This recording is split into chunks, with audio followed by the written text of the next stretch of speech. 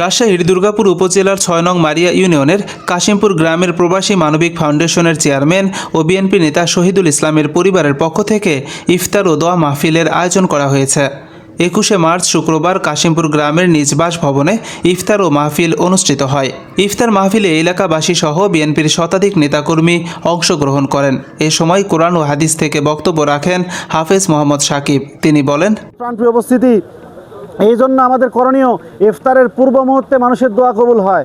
আপনার হায়াতের গুনার জন্য মাপ চাবেন, আপনার যা প্রয়োজন, যেগুলো নেক প্রয়োজনীয় আল্লাহ রসুলকে খুশি করার জন্য এইগুলো চাবেন বেশি বেশি, যে আল্লাহ আমাকে মাফ করে দাও, আমার ইফতারকে কবুল করো, আমার সেহরিকে কবুল করো, আমার তারাবিকে কবুল করো।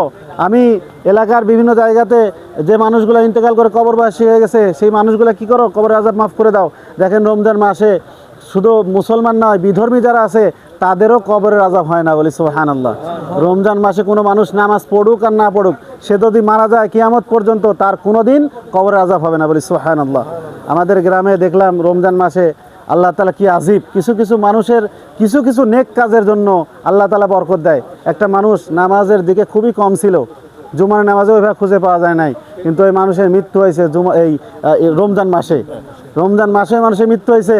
তখন আমি মসজিদে ভাবছি যে আল্লাহ তাআলা এই মানুষটার কোনো না কোনো একটা নেক আমল আল্লাহ তাআলা পছন্দ করছে, যার কারণে ওই মানুষটার নামাজের আমল কম, রোজার আমল কম, তারপরেও আল্লাহ তাআলা কি করছে, রমজান মাসে তার মৃত্যু দিছে, বলি সুবহানাল্লাহ।